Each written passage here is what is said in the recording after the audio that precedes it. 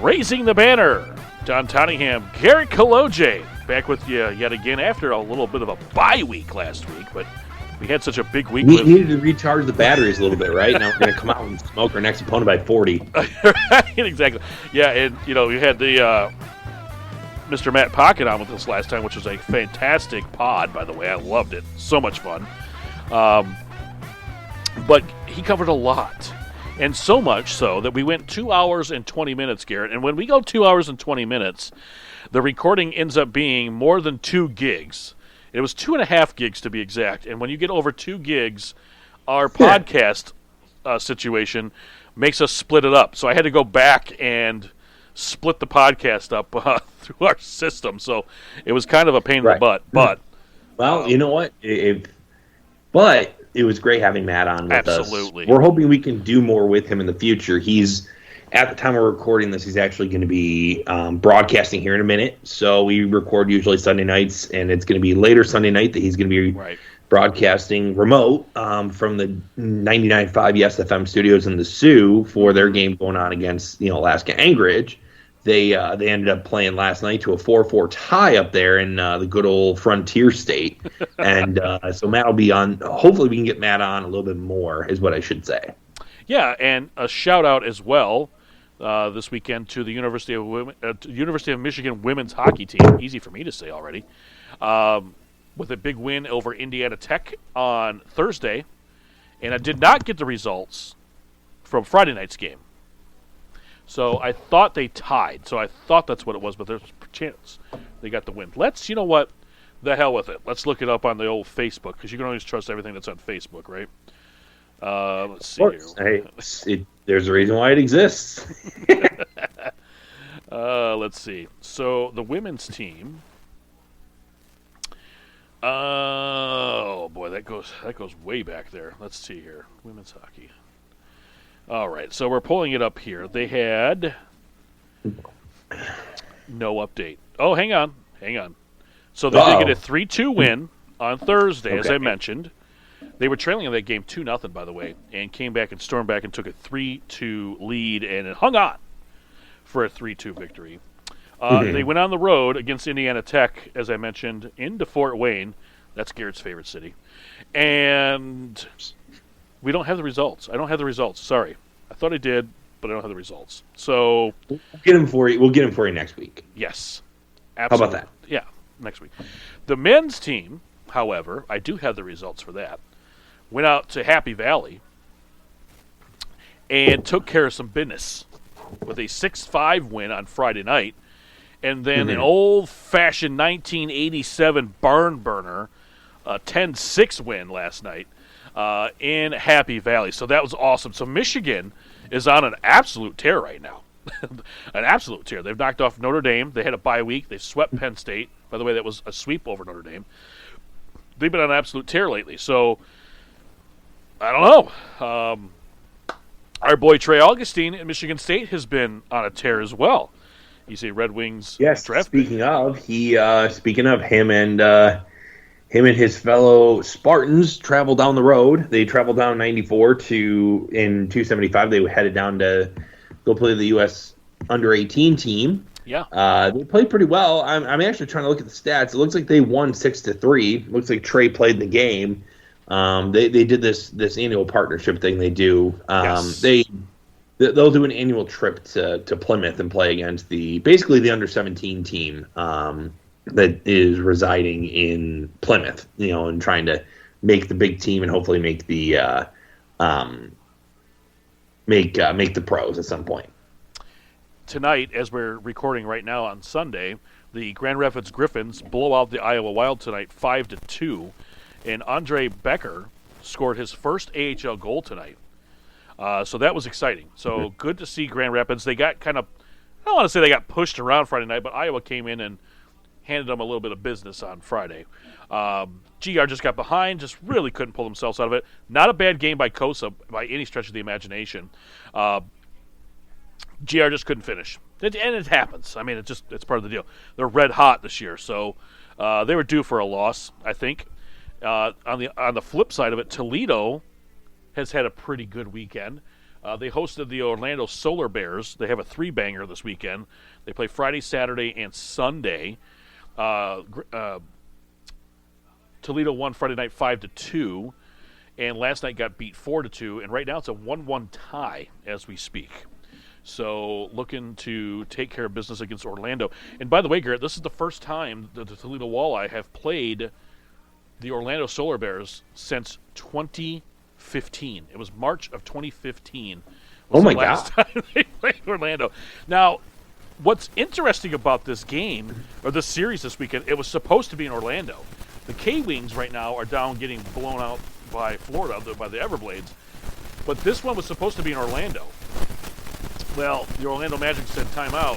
This is our stadium. We have priority. And they hosted the Detroit Pistons on Saturday, which forced the Solar Bears to flip and have to come up to Toledo.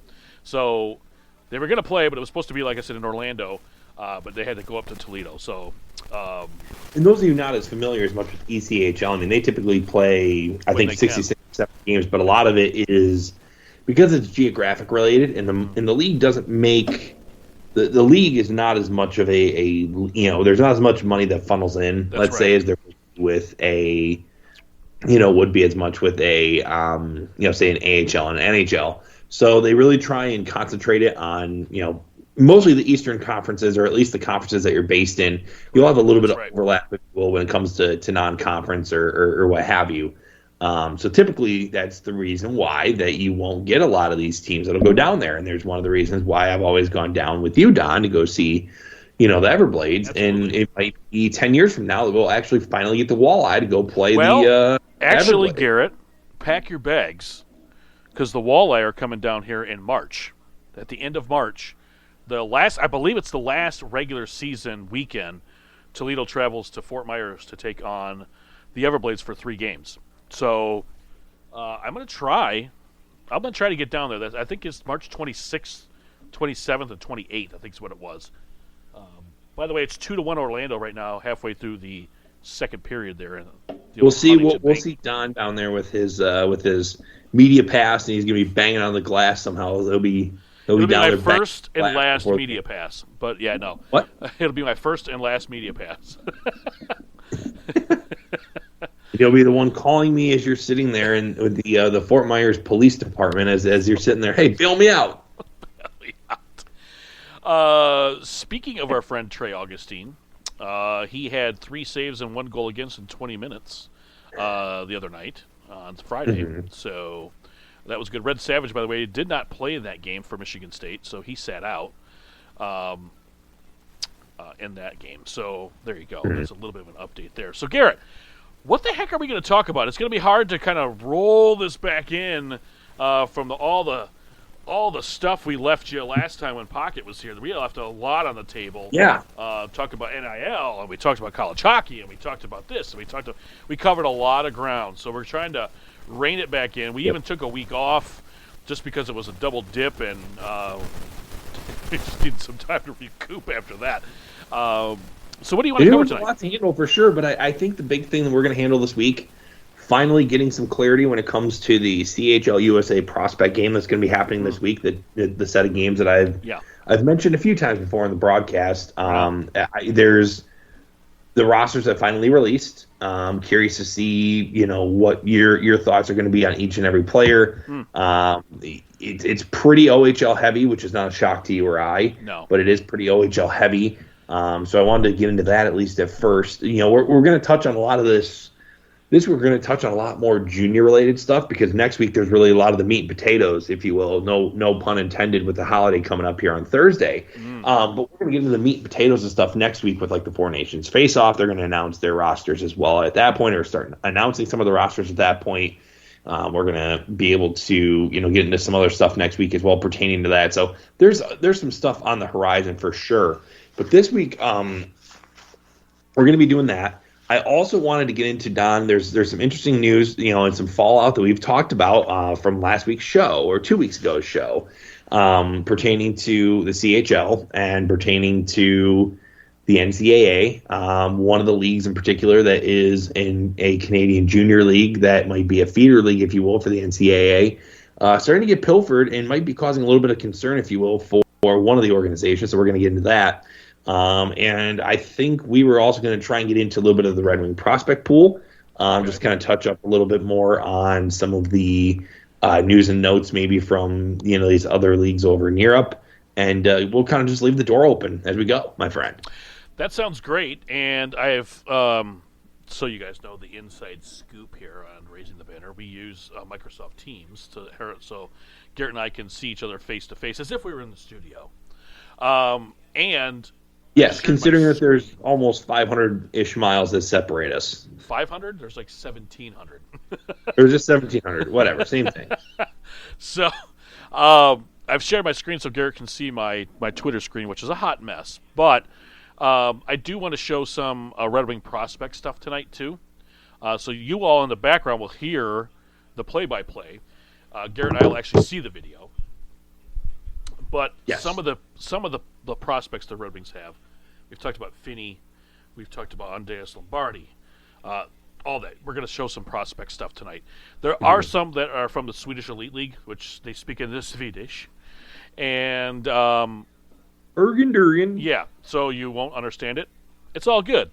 But Palika, as per usual, has been a stud muffin again. Even though Slefka has fallen off the wagon a bit, have really struggled as of late. So that's the Swedish League. Anyway, Garrett, before we really get into this, something that's been on my mind about the Red Wings, and I know we're just going to touch on this briefly. What the hell is going on with this team? It seems to me that we have an unmotivated squad. And I don't know if it's a coaching thing. If it doesn't seem to me that there's a locker room issue. But it seems to me we can't get off to good starts. There's like the game against the Islanders, I thought they played pretty well from start to finish for the most part. Right. I thought they played okay. The 40 minutes against Boston was pretty good. The third period was a disaster. Right. Is it time for a coaching change? So let me preface this by saying I was at the game Thursday. Yeah. Definitely what you expected from the Islanders and Red Wings. Boring. Lou Lamoriello loves watching paint dry. I'm convinced that he is the old-fashioned. He would rather fight you in a phone booth and let you bleed out and die with 1,000 paper cuts than just light you on fire and just let you go. Yeah, right. He's very much one of those types of people. I thought they played real good on Thursday. I agree with the sentiment there about Saturday as well, too, when it came to the Bruins and the way they played. But I had a couple observations that I had made from the game I went to on Thursday, which was Pavel Datsyuk night at the LCA. Right on. A building he never played in, fun fact, which is hilarious. That he did not. You're right. He never played in that building, which was awesome. They retired. That they were going to honor a man who had never played in that building. That's right. He retired 2 years before they moved there. So yeah, that's I didn't even think about that. That's right. I did skate there. I thought about that as I was there, actually in the stadium. I'm like, they're honoring a man that literally never played in this building. Like that shows you how long they've been in that building for. Yeah, and it's amazing. It's been 7 years now. This is the 7th year at Little Caesars Arena. Yeah, and it's still not a single playoff game in that new building yet. They built all that new stuff. Yeah, well, right. It's bizarre that it's been 7 years already. I mean, I feel like they just opened it like 2 weeks ago, but no, it's... Yeah, no, it feels like it's only been 2 or 3 years that it's only been open. But I think to get back to your question, Don, I think it's been a couple things in my eyes for the Wings, at least from what I've seen. From what I've seen, at least on my level, I think there's 2, maybe 3 things. First thing I've seen is I think this team's just getting unlucky. There were a lot of chances that they would have, whether odd man rushes or things that would be goals last year or situations last year that would, pucks would go in, or they would get the opportune bounce, or they would get the right pass where there's a breakdown in coverage in the D zone, right? Yep. They would get those last year, and this year they're not. And I think it might be a little bit more extreme to the other side of the mean, if you will. I think last year was a little bit more aggressive to the extreme that way. So I think hopefully water will find its level coming into the second half of the season. And there's very broad analytics that will say that. I'm not really going to get into those because obviously we don't really want to try and do that. But ideally, there are one or two that would suggest that the Wings should be scoring more than what they are, and I think that is something that it should be noted. But I do want to say that I think the Wings in general, and I was there Thursday, obviously, as I've mentioned a few times already. It just looks like they're playing very tepid, and it's more of a team that's just trying to.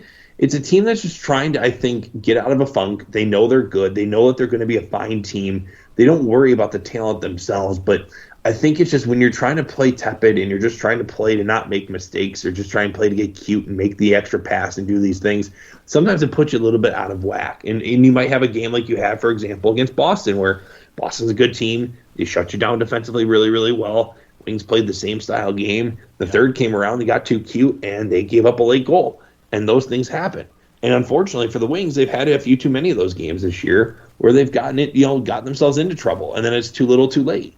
I don't think it's been, a thing where could you fire LaLonde? Maybe. I mean, you could fire him potentially to try and get things going. The PK hasn't been good, though. I mean, you can't really necessarily blame him on that front. You can't necessarily sit there and say the power play hasn't been good because the power play's been fine. Yep. I think it's just a weird kind of middle ground right now.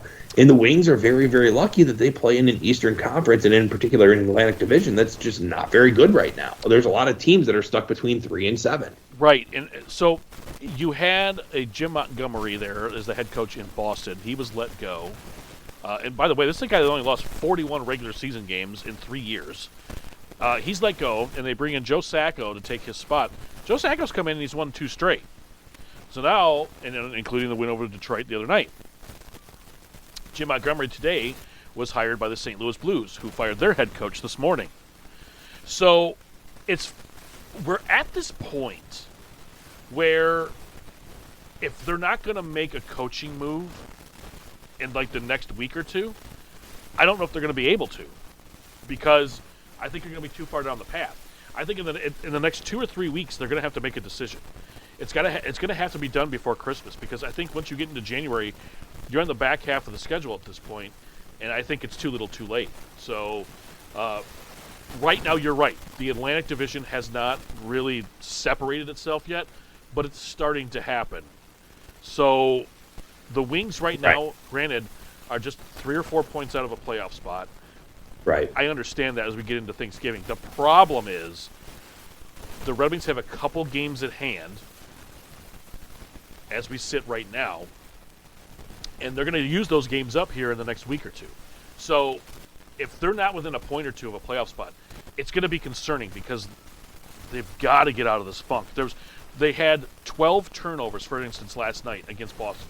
They had 12 turnovers in the first 2 periods. They had 14 in the third period alone.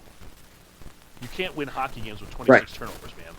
It's just, that's coaching. To me, that's coaching. There were some instances where it was, but you saw when they played a game like they did against the Islanders, where they only had 3 penalties go against them. They killed all 3. Right. Lyon played extremely well, so I mean, Lyon kept him in that game, which Absolutely. I think was obviously that was obviously what it was. I mean, we're not going to sugarcoat it, but you're right. I think it's a tough conundrum now too, and you start hearing some people question the rebuild, and you start hearing. I can't go that far. And I don't really get into that stuff, Don, because at the end of the day, I can't go that far. You can't. Right. You can't piss away the rebuild. And here's why. And we're going to talk about this. I'm glad you brought that up. You can't piss away the rebuild, because I can tell you right now, this team, this prospect sheet that we have is loaded. There's not too many teams right now in the NHL that have a loaded prospect pool like the Red Wings do. There's not that many. And what the Red Wings have right now in that case is a lot of talent. If you look at the way Toledo's playing right now, they're second right behind the Florida Everblades in the ECHL right now. Grand Rapids is one of the top teams in the AHL right now. The Red Wings are loaded right now. And the other players they have overseas are carrying their teams over there. So yeah, we'll touch on that a little bit later, I think, as we get into the pod. But I think it is question. It is a good idea to at least. It's not far fetched to come out and have that idea, I guess, posed. it's just something for me where, again, you're a quarter of the way into the year, you're not playing as well as you should, and you're still within striking distance of a playoff spot. Like, right. I think that's more, where does water meet the road, right? Where does rubber meet the road, I guess? Yeah. And that's something that ideally I don't think we would have the answer to. So that's something to me, like I said, I think we can readdress that, a little closer to Christmas. Maybe we can touch on it next week. Hopefully we can get Pocket maybe back on with us, and we might be able to get into that side of it too, because I'm curious to hear from his side, right? I mean, he's called these games before. He's called games before, and he has seen teams that have, maybe fired coaches, or he's been around the game long enough to understand what that might actually do to a team. And I'd be curious to get his thoughts as well too on that, and go from there. So I guess that's kind of the lame way of me being like, well, we're going to avoid it. Well, I'm not trying to avoid it. I think I'm just trying to be more realistic about, I think, the expectation of where I think we're at. The real question I have, would changing the head coach change would that change the layout right now? If they get rid of Derek LaLonde, it hypothetically brought, I don't know who in, Joe Quenneville, let's just say that. Sorry, Joel Quenneville. Right. Does that change, would that change this team right now? I that's the question. In the back of my mind, I'm like, okay, so you make a change. Okay, let's say they win 5 straight, and then they revert back in. I mean, that's the thing. I don't know. And that's why I'm in this gray area with it, where I just don't know if making the change right now is going to make a difference. That's the question I have in my mind. Right. And that's something you have to weigh out every single time. I think that it's very fair to ask those questions, because I think if you don't see a clear replacement or someone that's clearly on the market that's available that will get you significantly better, right? If you can make a clear upgrade, you will make the upgrade if that proves to be available, right? And I'm just not sure that could be the case right now. But again, things can change over the next couple of weeks, and then obviously as we head into 2025, I mean, there could be a lot of things that change. That's right. Yeah, so I think it's still raw to me in a way. So I'm just curious. I wanted to get your thoughts on it, because to me it's just been something that I've been thinking about. And I'm like, yeah, you can make the change, but what does it do if you make the change? And I don't know. To me, it doesn't seem to make a lick of difference. So I'm not sure. But anyway, let's get back to the right coach. As I mentioned, if the right coach isn't there, then really is it worth the time and effort to try to get that going? And you saw it with the Blues, right? They fired Drew Bannister. And St. Louis hasn't been bad this year. They fired Drew Bannister. They bring Jim Montgomery in. So, Jim was just go by Boston. So the question is, evidently St. Louis feels the need. So they feel that he's the right guy. I don't know. So that's the thing. I just don't know, by letting Derek LaLonde go, if that's really going to fix things. I don't know. But yeah, like you said, let's table that for next week. But I'm just putting it out there. Just put it out there. By the way, if you want to respond to our podcast, at Raising Banner on X is where you can find us. At Raising Banner on X.com. And you can reach out to us. And if you have a solution to the Red Wings problems, I would love to hear from you. At Raising Banner on X.com. Or you can personally reach out to me. Will, in the hope, Don, we may even add our Facebook page as well, too. It could be something we can add over the holiday. Shoot. My God. That's a stocking stuffer here. There you go. Get yourself a little combo deal, right? A little BOGO. A little BOGO. Yes, a little Winn-Dixie BOGO. By the way, speaking of Winn-Dixie BOGOs, we are still looking for a sponsor, and we would love for you to sponsor us. We only want $1 million. No, I'm just kidding. Just to help us cover some expenses for the show. I got some other things I need to do, specifically when it comes to the recording side of things. I would love to get back on. We use Audacity. I would love to get back on Audition, because it's much easier to mix those down. Yes. But that comes with a hefty price tag, where Audacity is nice enough to have us for free. So, So there's some couple things, and we are looking for sponsors. Again, don.tottingham@gmail.com if you would like to reach out to us with some opportunities of some sponsorships. And you can also message us on Twitter as well, too, or on X, as you have already mentioned. If you do stumble upon our podcast, do you want to interact, do you think you have an opportunity for us, by all means, please shoot us a message there. We will get back to you. We'll make sure that we that we respond in a timely manner and make things work. And, Garrett, I'm going to get back into this week because I had been traveling the week before for work. So I'm back for a week. I'm going to hit the road to Lincoln, Nebraska, because who doesn't want to go to Lincoln, Nebraska the first week of December? Going there for a work function real quick and then coming back. Once I'm done with that, we're getting into the holidays, and I'll be able to get and dig into more into hockey. So I'll start following it more again like I was doing on X moving forward. So anyway, through the meat and potatoes of the show, Garrett, where do you want to start? I'm going to leave it up to you. Where do you want to start with this said prospect stuff? Yeah, so I really want to, we'll touch base on closing the stamp on the CHL USA prospect game that is going to be taking place this week, the Prospect Challenge that's going to be hosted by Kubota of Canada. That's going to be taking place this week. And for those of you not familiar with what that was, that's a 2-day showcase that's going to be taking place in London and in Oshawa, and it's basically a competition of the USA's under-18 team that's housed in Plymouth, and it's just a collection of CHL players from all 3 leagues. I like this as an idea because it at least gives these under-18 age kids more of an opportunity to play against each other, sure, best on best, in front of a North American audience, and I think it also helps some of us on the southern side of the border get a little bit more exposure to some of these Canadian kids who might be, first-round picks, might be a little bit later. It gives us a little bit more of that exposure. So that's going to be taking place this week. The first game is going to be on Tuesday, the 26th. We record on a Sunday, so will be, depending on when this is released, it might be already out by that time. But the first game will be in London, and then they'll shift their way up to 401 and go to Oshawa, if you will, for the second and final night of the inaugural event. And the rosters are out for this, Don. A lot of OHL talent, a lot of A and B level grades for NHL Central Scouting. The USA Under-18 team has a couple guys on there who are playing for them now. James Hagens would normally play for them as well too. He's a projected number 1 overall pick this year in the draft. He would normally qualify, but he's actually playing right now at Boston College, so he's not available for this event. But there are a couple guys on this roster that do have A-level grades that are playing for the U18 team in Plymouth.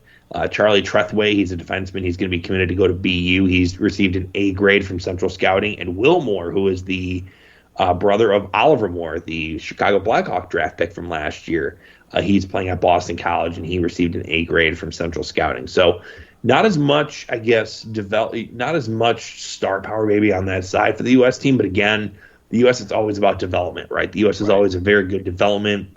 Teach from within. And they do a real nice job of getting players to college and succeeding, or getting players to go to the pros and succeeding wherever they go. Right.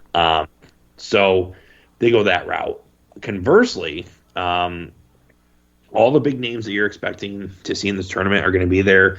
Michael Misa, who plays for your Memorial Cup champion Saginaw Spirit, he's going to be a top 5 pick in the draft in June. He's going to be at this tournament. He received an A-level grade in this as well. Porter Martone is also going to be there. He's going to be the captain of this CHL team as well. He's going to be probably a top 5, top 10 prospect overall ranked by Central Scouting. He's on there. A couple other guys that I see that could look interesting on this roster. Ethan Bear's brother, Carter Bear, actually made this roster as well. He's a centerman. He actually plays for the Everett Silvertips out in the Western League. And then Elliot Denoyer is a forward for the Philadelphia Flyers. His younger brother, Caleb, is actually playing in this game as well, too. So he's an A-level prospect and plays for Moncton in the Q, formerly known as the Quebec Major Junior Hockey League. So that's kind of a little bit of a breakdown on it. You can just type in CHL USA Prospects Challenge. It pulls up the entire roster, gives you a full-on media guide, which is digital, so you can learn everything about these players, learn everything about their families, their lives, their deepest, darkest secrets. It's very fun. Fun fact on this front with the Team CHL staff, former Red Wing prospect Ryan Oulahan is actually going to be an assistant coach for Team CHL. He actually is coaching for the North Bay Battalion. So I know it was a little long-winded, Don. I know that was maybe a little bit longer than I'd normally like to talk, or at least that I have talked before. But I think that we're going to get really good talent out of this. I really think that if you do enjoy kind of seeing some of these players come up from nowhere, obviously there's civic pride there. There's national pride on the line, if you will, with a lot of these players. Some of these guys I have heard as well too. There's actually going to be 3-4 of these players, looks like, that are committed to go to the University of Michigan come next fall as well too. Something to consider as well. So I think that it's always a fun opportunity just to see how these guys are going to stack up against their peers. And in a best-on-best tournament where we don't get a whole lot of these under-18 kids playing, because the World Juniors is under 20, so you'll get kids who are playing that aren't, you'll get kids that are playing that might be in the ECHL or playing in the A or playing in college. Right. It's nice to see the under-18 kids playing against each other and having a tournament to do something that'll turn out really, really well for both the Canadian coaching staff and for Greg Moore, who's the under-18 team head coach in Plymouth. Excellent. Yeah, and I'm excited for this tournament. This is the first of its kind. It's the first time they're doing this, and I think it's an interesting little tournament to put on, especially since we're about a month away from the World Juniors. So which is the ultimate prospect tournament, if you will, from a global perspective. So for me, this is going to be exciting, and definitely looking forward to it. Definitely looking forward to seeing these guys in a different little bit of a showcase, and they don't get it very often. Like they kind of just the CHL, and you can say what you want. They just kind of get the teams going there. They kind of get buried on their rosters, and then the stars shine. Right, you go to the World Juniors, you kind of get a little bit of a oh wow, okay, and then the rest of the season goes on. They get buried back in their rosters, and then it's like, oh, here's the playoffs. Starting at the end of March, or beginning of March. So it's this will be fun because it's kind of halfway through the season, and you're going to kind of get a taste of what the CHL has to offer and that kind of thing. So I think it's a great idea. Definitely looking forward to it. Are you gonna? You said that takes place in Plymouth? No, that's going to take place in London on Tuesday the 26th of November, and then it's going to be shifting up to 401 on overnight, and then they're going to be playing in Oshawa for the home cap. So each team's going to at least have a home game. There could be availability reasons with whatever it might be for. Right. And it makes sense because when you think of the American kids and us having Thanksgiving, it makes more sense just to have it here, and then those kids can have an opportunity to just travel up the road. It'd be probably a little bit more logistically difficult to do so in the States, or to split them between the States and also in Plymouth. But it'll be exciting to watch. As of now, I'm not sure if Flow Sports would actually broadcast this. It looks like TSN is going to have the broadcasting in Canada, so I'm assuming that there will be a way for people to stream the event in the United States. And it looks like that they've got a bunch of other partners as well, too, that they have gone with as well, too. So including... I'm assuming that TSN may or may not put that on ESPN Plus. So if that's the case, then might be a fun. If not, it's possible that the NHL Network may pick it up too, like they pick up the World Juniors. So I don't know that for sure. A little showcase. It might be easier for them to broadcast it and put it on a alternate channel. I would hope so, because it would be worth watching at that point. If you don't have anything else to do, or if you're just tired of regular TV, I don't know. So yeah, I'm not sure what my dog's barking about, but I'm sure they'll take care of it behind me. And I think, and again, if anybody's just kind of curious as to what, if this really matters, or at least if you should watch it, it's expected that more than half of the players in this tournament will be selected in the first round of this year's draft, which is important because when we watch the draft, now you and I follow this to another level. So the guys that are in the draft, I'm not really surprised with. But once you get past about the first 5 or 6, most of the regular fans don't know who these players are. So this is an opportunity for you to see them, because I think you're right. The folks the players that will be in this particular showcase, they're going to probably be the first 2 rounds of players, if you will. Right. maybe even 3, based on how they kind of break down. So yeah. So going into the Red Wings prospects, Garrett, I wanted to start first with here, and I'm going to share my screen with you so you can see this. I think. So here's Buchelikov, right, for the Red Wings. He's playing over in the KHL. Now, this is in Russian here, so this is the Russian translation for us, right? So, yes. So, 28 games played. He has 8 goals, 18 assists, and 26 points in 28 games. Not too shabby in the KHL, which is a man's professional league for Bucci. So, I think that was interesting. Here's another one for you, since you like statistics. His speed. He is the fastest. Yeah, he's tied as one of the fastest skaters at 39.5 kilometers per hour, by the way, Garrett. That's pretty darn fast. Yes, it is. So when you move that over to miles per hour, that's pretty damn fast. So doing very, very well there for the Red Wings, representing very well with his teammates there in the KHL. The other thing, they had an interview with him, and he has some broken English, which is really, really funny. And he says that he enjoys American country music and Kendrick Lamar. So I just thought that was hilarious. You have 2 different sides of the spectrum there, but Bucha will fit in very, very well in that kind of thing. But they were saying, going back to those stats, that he has developed his own speed and accurate passing, which is something they wanted to see in the KHL. So again, he was a second rounder in 2022 for the Red Wings. So the KHL does a pretty good job of getting some of those fancy schmancy statistics up there. Right. Another Red Wing prospect is Charlie Forsland. And let's take a look at this video here. So Charlie Forsland, let's see if I can get it to play. Come on, sugar. Oh boy. Oh, geez, mother of Twitter feed. Yeah. So here's Forsland kind of digging it off in the corner. By the way, this is brought to you by Flow Sports. Oh, off the bar and in. What a shot. Great. That's a shot. Yeah, that's wicked. And I mean, just being around and being able to have the wherewithal to just not get sucked in, puck side, bury it. By the way, if you have Flow Sports, you can watch these games, and usually they're like at 11:30 in the afternoon. Look at that shot off the hard hand. You can watch these games actually live. So it's actually pretty cool. Why won't this dismiss? Yeah, so after you're done with your mid-morning meetings at your work, you can just turn on a little bit on. It's easy. It's easy peasy, right? Oops. Okay, I'm freezing up here. Another Red Wing prospect, Liam Dower-Nielsen. He was picked 5th overall in the 21st. Had 2 assists in 14 and a half minutes on the ice, and a 6-2 win for his squad. Let's take a look at this here highlight. Maybe let's see if this will work, Garrett. Okay. Hang on. Got to give her a minute.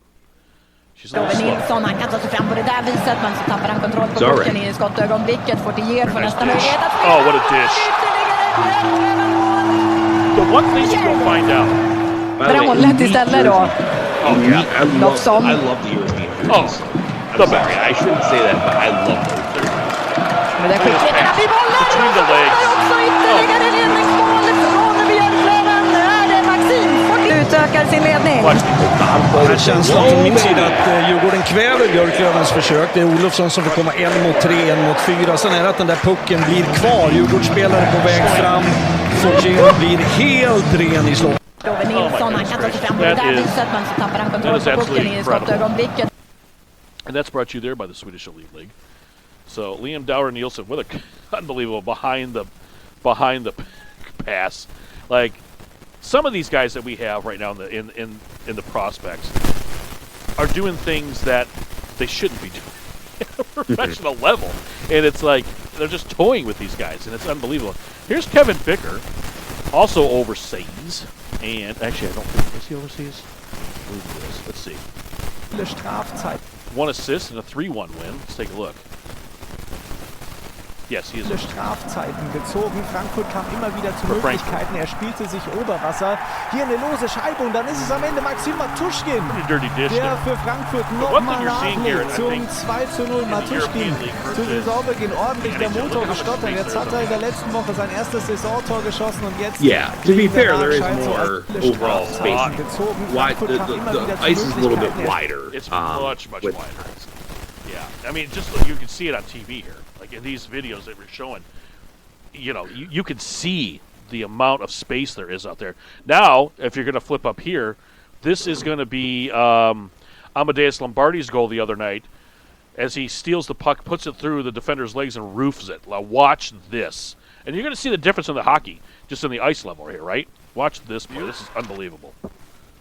Come on, video. I don't know why this is taking so long. Take it. Nice, come to practice, skate a little bit. Look out. Here's Lombardi walking in front. Score! What a play! Give it away. Amadeus Lombardi. Incredible patience with that Run by puck. the AHL. Again, Larry, that play probably doesn't happen Lombardi a year ago, but Takes that it's not puck a year away. ago It's showing you anymore. his Amadeus Lombardi is a year older, and boy, his is he athleticism putting on a and his show confidence. Watch this. on Takes full it from the guy, display. puts it The back between his amazing legs, talent, takes it to the and net, none bam. better than that. Right there, he goes upstairs. What a play! Yeah, just Jeez. stole it from the defenseman, and that's on top. And here's another one for two of our prospects, but Soderblom and Snively for the Grand Rapids Griffins. Great passing here. If you get a chance to watch the Griffins, do it. It's worth your time. The team is really good this year. On this team that did not have an assist. So they're playing in the AHL's year in, year out seems to be a pretty Soderblom fun. in front, Snively score! Joe Snively, what a pass by Albert Soderblom, who's having himself a game. Still doesn't have the goal, but it's coming. It'll be the game winner when it's all said and done for Albert Soderblom. But what a play he made right there to set up Snively. Yeah, great feed, and then Snively takes it right to the net. Number 21, a And I left-handed like seeing shot's young going to kids take get that feed involved, around too. the It top of the makes circle. give it a go. Cut right in, and Some of those he's a guys who lefty stuck coming around and across the paid their dues and Absolutely. have been rewarded, as such. Absolutely, they have been, and that's what you wanted to see. You also have Nate Danielson here. This is the other night. They hustle there too. Oops, hang on. Come on. There we go. So They here's hustle there Nate too. the Great. Here's Danielson cutting right Look in. at him Shot cutting that. save. Puck late behind the goaltender, but swept out of there by the defense. He's showing no idea where it was. Here's a lot they of hustle there confidence. 2 Got on help. 1. Here's So there you Danielson go. cutting right in. Look at Shot save. Puck late behind the goaltender, but that's what swept you out want of there by in the the center right defense. He had no idea where He's it not was. afraid to take it to the net. They hustle Well, there he's too. been. If you would talk to, I'm sure if you would talk to Ben Simon down there, and if you would talk to him about the development of a guy like Danielson, I'm sure that he would talk about him maturing and being the leader and doing a little bit of everything. I mean, he got off to a hot start point wise. I mean, he's still at 9 points in 17 games, so it's not like it's something you got to shake a stick at, if you will. And I think that it's nice to see him kind of get his footing going, and seeing him being able to transition to that league again. I think it's really, really nice. Carter Geilander, by the way, 7th rounder in 2019, had 26 saves and 2 goals against in a 5-2 win for Toledo the other night. Played very, very well in that game.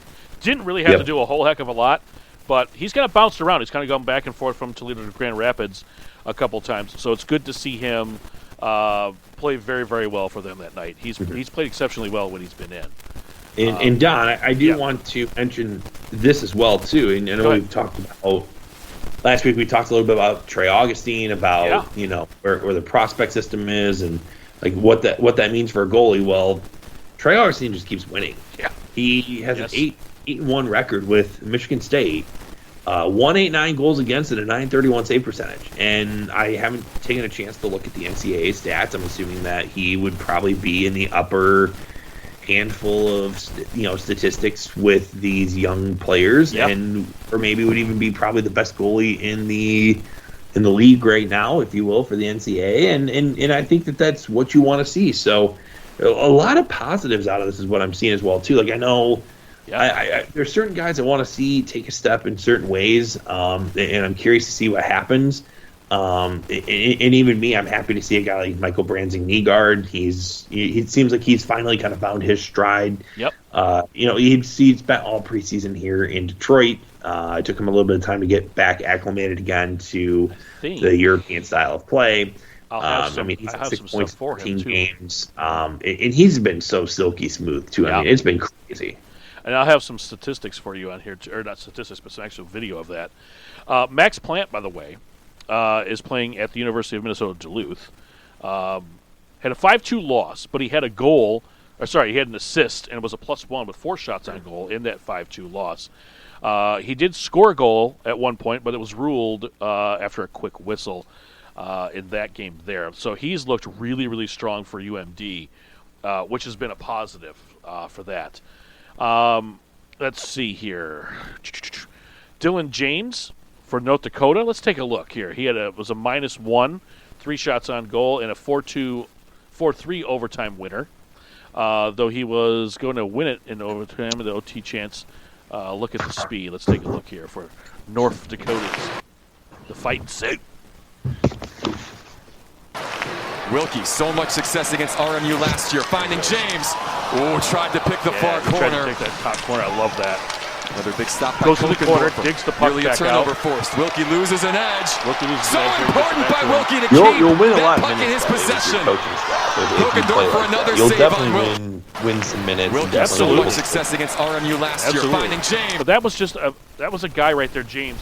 It's a 1-on-3. He goes to the corner, steals the puck, gets it back after he tried to go top shelf. How many times have we seen this where a guy tries to take the opposite top corner?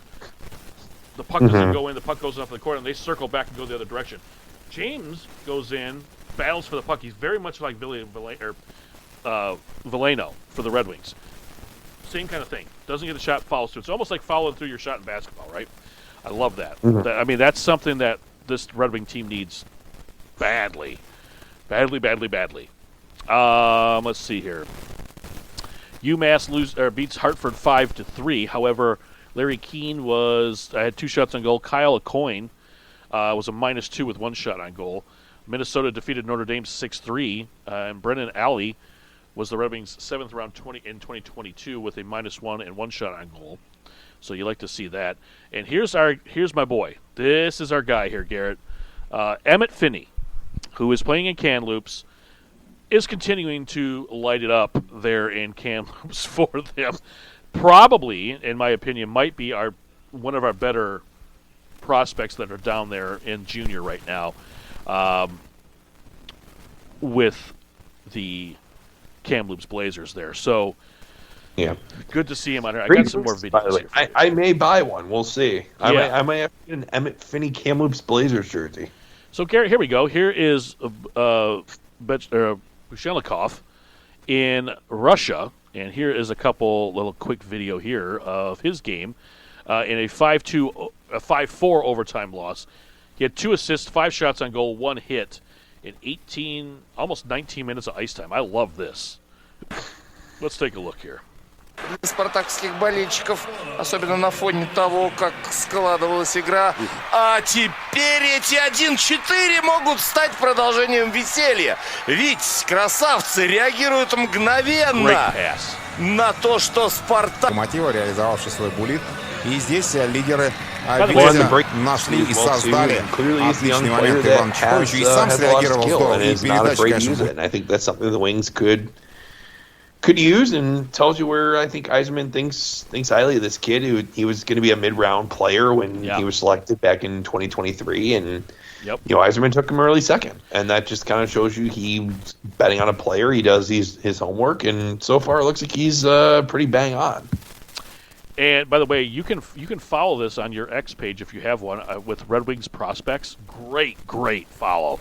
They have all kinds of videos for you. You can watch this stuff all day long. Here is ASP's one-timer in Sweden. Let's take a look at this. Let's see. Come on, video. Talk to me. Look at this shot fired. Red Wings prospect. Boom. Missed the net. But that team's strong enough. He is not afraid to shoot the puck here. Nope. he's got a rocket. He showed it in camp as well, but he has a rocket. And let's see what else we got here. Let's see. So that was ASP is known as Axel Sandin Pelika, right? And Michael Branson Needgard is also on the same team. The team hasn't been very good. I will say, Garrett, here's a couple of hits from Branson Neidgard. And we saw this in training camp. He's not afraid to throw the weight around a little bit. And remember, the SHL is a man's league. So, yes. We're going to see it come up here. There you go. Not afraid to throw the body. Not afraid to throw the body. I like that a lot. If he can be physical, he's kind of got the same size Snyder did when he came in. If he can add a little bit of weight, that would be great. And he will. Coming into that, what else do we got here? What else do I have for us on this beautiful thing here? That was Whipple's thing there. I talked about Max already. I think we've pretty much covered I think we've pretty much covered almost everything. Almost. Oh, here. All right, here we go. Here's a couple from Emmett Finney.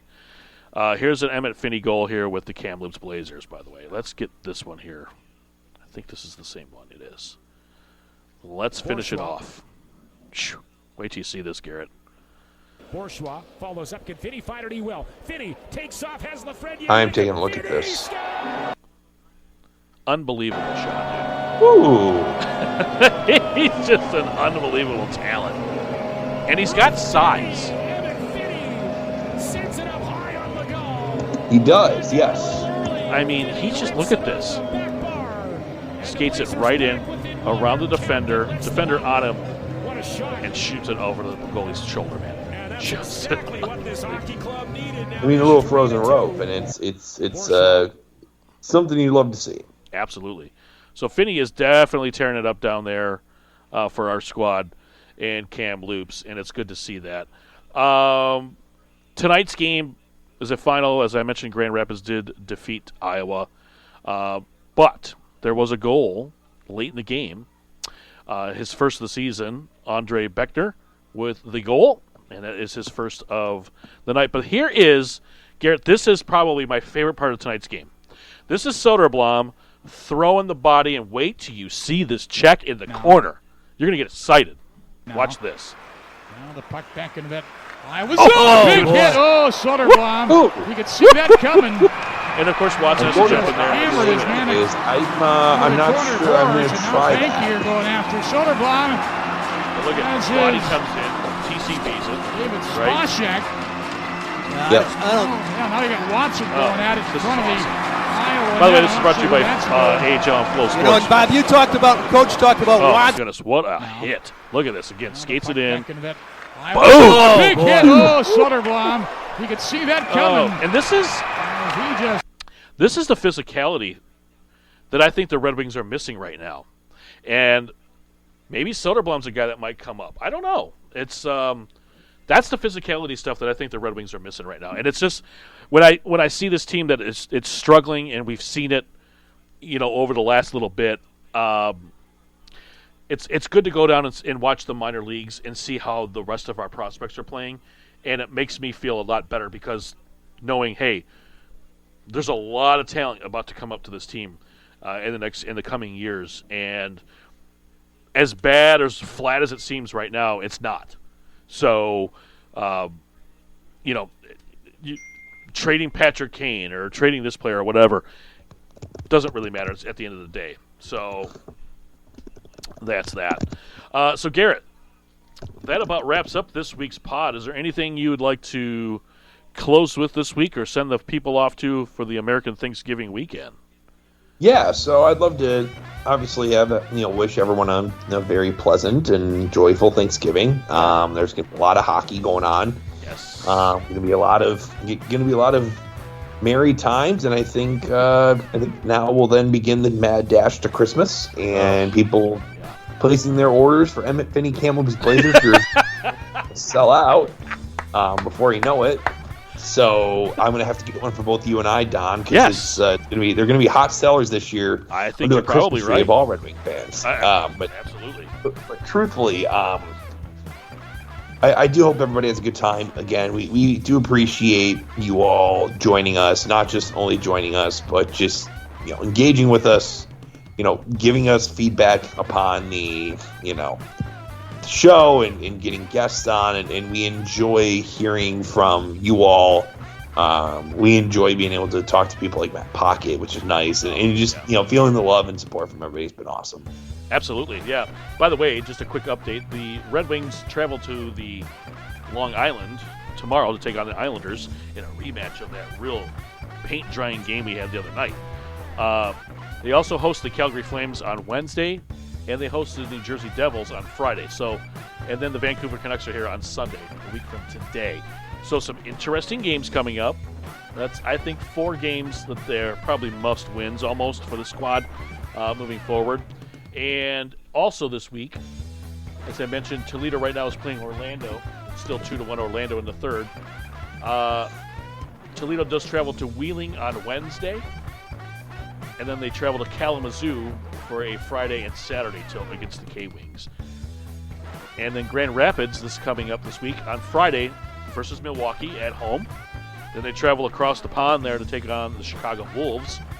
And then come back home to host the Cleveland Monsters, who have had their lunch money as of late. So that is the week that could be this week in the AHL, NHL, and ECHL. That'll get you through the rest of the week. So for Garrett Kaloje, Don Tottingham here with you. Thank you all again for joining us. Have a great Thanksgiving.